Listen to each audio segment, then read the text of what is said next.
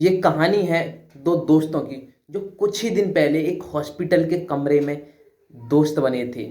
उनमें से एक को कुछ ही दिन पहले एक पैरालाइज अटैक पड़ा था, जिसकी वजह से वो बॉडी पैरालाइज हो चुकी थी और वो अपनी एक उंगली तक को नहीं हिला सकता था।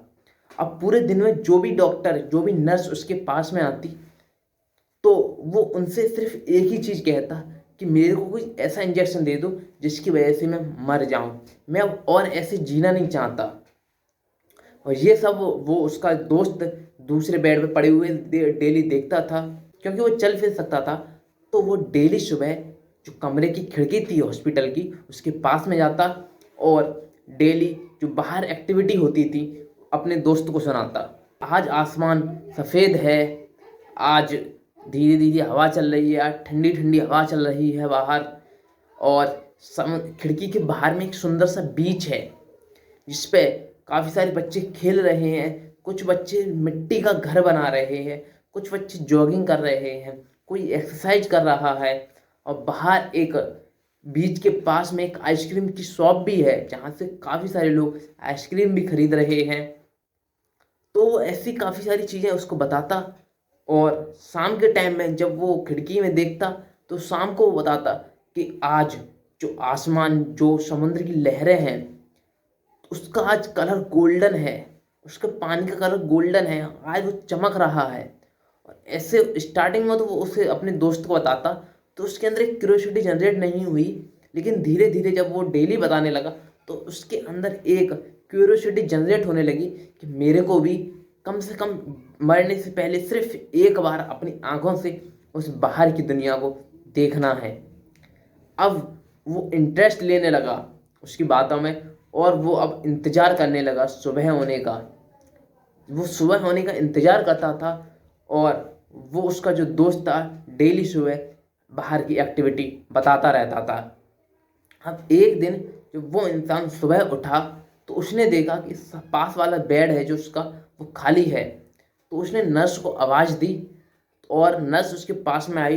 तो उसने नर्स से पूछा कि मेरा दोस्त कहाँ है। तब उस नर्स ने बताया कि शायद आपके दोस्त ने आपको बताया नहीं, उनके पास कुछ ही दिनों का वक्त था और कल रात ही उनकी डेथ हो गई। अब वो आश्चर्यचकित रह जाता है और काफ़ी दुखी रहता है। 3-4 दिन ऐसे ही गुजर जाने के बाद वो कुछ दिन बाद फिर उसके अंदर एक क्यूरियोसिटी जनरेट होने लगती है कि मेरे को इस खिड़की से, अपने रूम की खिड़की से बाहर की एक्टिविटीज को देखना है, बाहर की ज़िंदगी को देखना है। अब उसके अंदर एक अलग ही लेवल की एनर्जी होती है। अब वो डेली वही सोचता है कि कब मैं इस बेड से उठूं और कब मैं उठ के बाहर की एक्टिविटीज, बाहर की ज़िंदगी को देख सकता हूं। अब एक दिन सुबह उसने सोचा कि आज मैं बाहर की एक्टिविटीज को देख के ही रहूँगा और वो बेड से उठा। जैसे वो बेड से नीचे खड़ा हुआ तो वो एकदम से गिर पड़ा, उस पर खड़ा नहीं हुआ गया।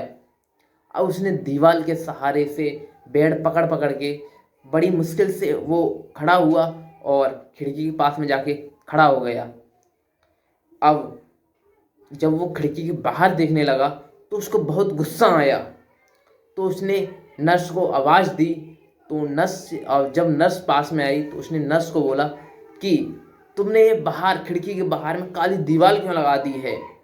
अब नर्स भी आश्चर्यचकित रह जाती है और उसको बोलती है कि ये तुम क्या कर रहे हो, यहाँ पे मैं पिछले 5 साल से काम कर रही हूँ और ये दीवार पिछले 5 साल से यहाँ पे है। तो वो अब समझ चुका था कि उसके दोस्त ने उसको झूठ बोला है। तो ये चीज़ उसने अपने नर्स को बताई। जब नर्स ने ये सारी चीज़ सुनी तो उसने उस आदमी को बोला कि मुझे नहीं पता कि आपके दोस्त ने आपको झूठ क्यों बोला, लेकिन मेरे को एक चीज़ समझ में आ गई कि उनकी एक झूठ की वजह से आप आज यहाँ पे खड़े हो। तो इस स्टोरी से हमको ये सीखने को मिलता है कि आपके जो शब्द हैं, जो आपके मुंह से निकले हुए वर्ड हैं, वो कितने इम्पोर्टेंट होते हैं, दूसरे की लाइफ के लिए वो कितने इम्पोर्टेंट हो सकते हैं। अगर आप उन वर्डों का, उन शब्दों का अच्छे से यूज करते हो तो आप किसी को उठा सकते हो और किसी को गिरा सकते हो। ये डिपेंड करेगा आपके ऊपर। अब ये आपके ऊपर डिपेंड करता है कि आप अपने शब्दों का, आपके वर्डों का यूज करते हो या मिस यूज करते हो।